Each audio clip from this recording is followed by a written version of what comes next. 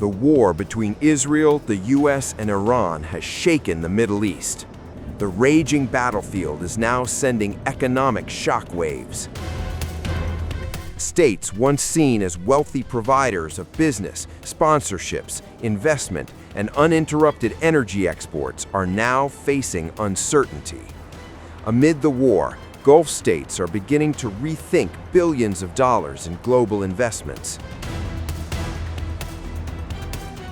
According to a Financial Times report citing a Gulf official, several governments in the region may begin reviewing their overseas financial commitments as the regional conflict threatens to strain national budgets.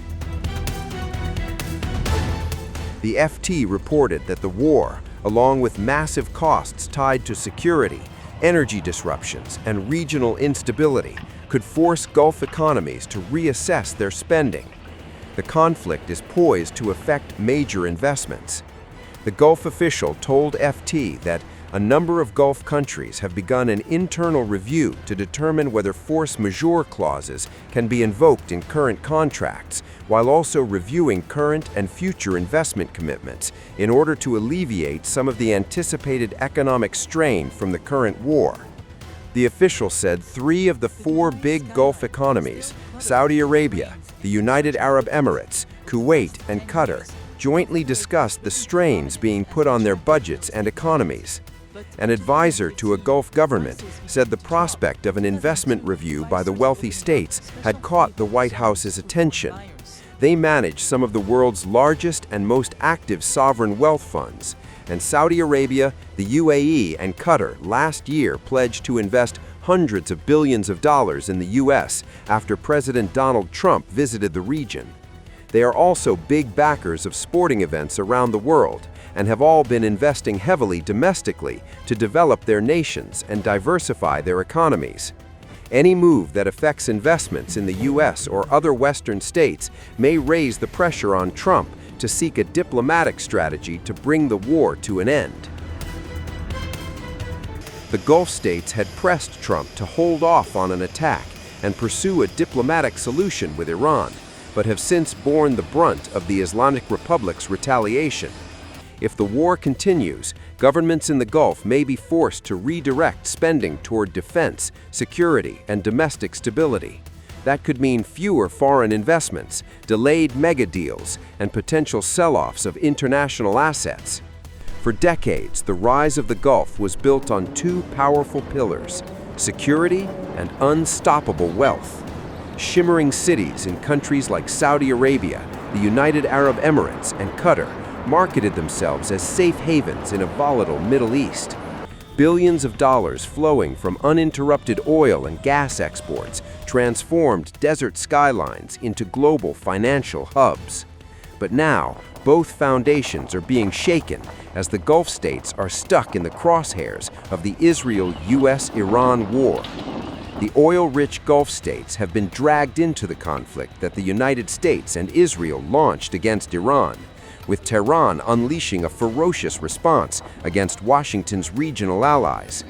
Turkey and Azerbaijan have been caught in the crosshairs of the war.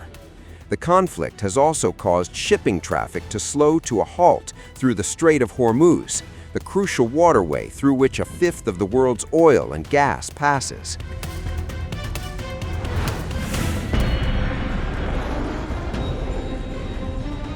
A dramatic escalation is unfolding across the Gulf as Iran expands its attacks beyond Israel.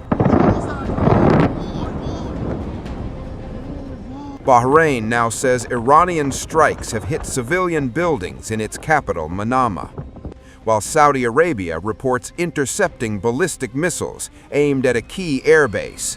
Kuwait also reported incoming projectiles. At the same time, the United States says it has intensified military operations against Iran's navy, sinking dozens of vessels and launching a sweeping campaign to destroy Tehran's missile industry.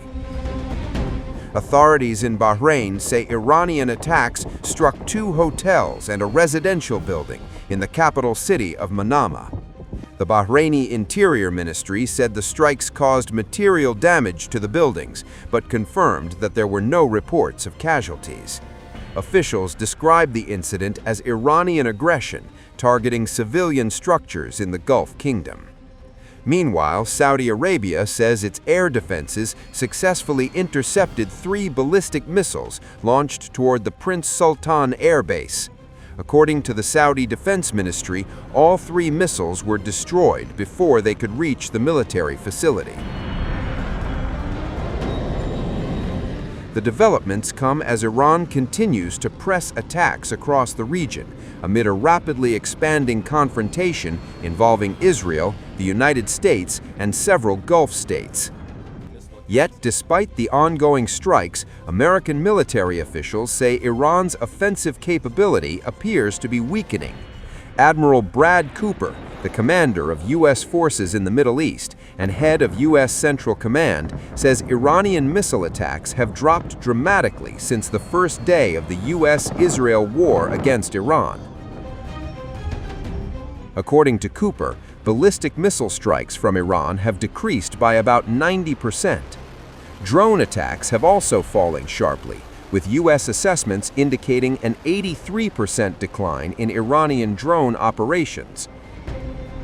Ballistic missile attacks have decreased by 90% since day one. Drone attacks have decreased by 83% since day one. Having said this, we remain vigilant. Our strikes against the Iranian Navy have intensified. You may have heard the president say just a little while ago that we have sunk or destroyed 24 ships. That was true at the moment. We're now up over 30 ships. And in just the last few hours, we hit an Iranian drone carrier ship, roughly the size of a World War II aircraft carrier, and as we speak, it's on fire.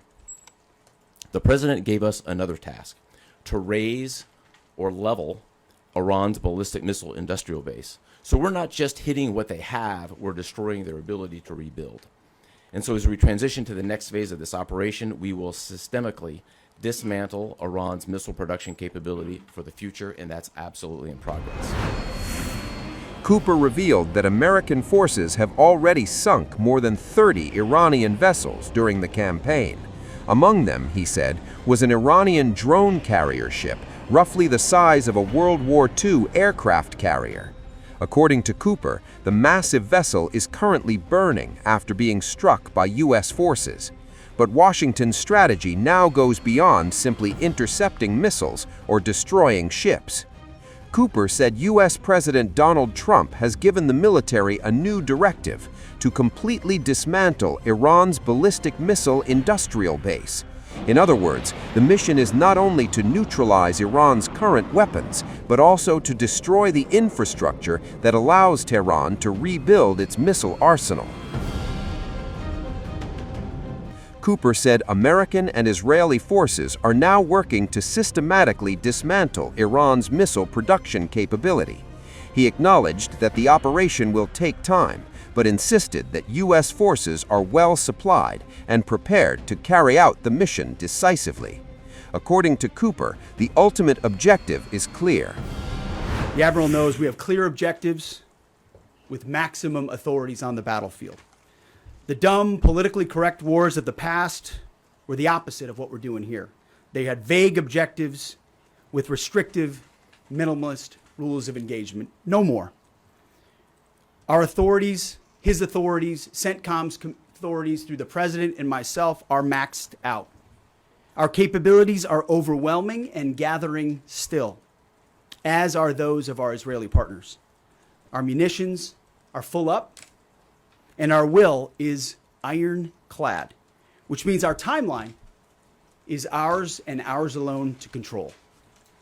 As long as it takes to ensure the United States of America achieves these objectives, and as we flow more forces, and as we flow more capabilities, and as our munitions, as we're flying over the top, have even more devastating effects, we set the tempo, we set the timeline, led by the commander on the ground.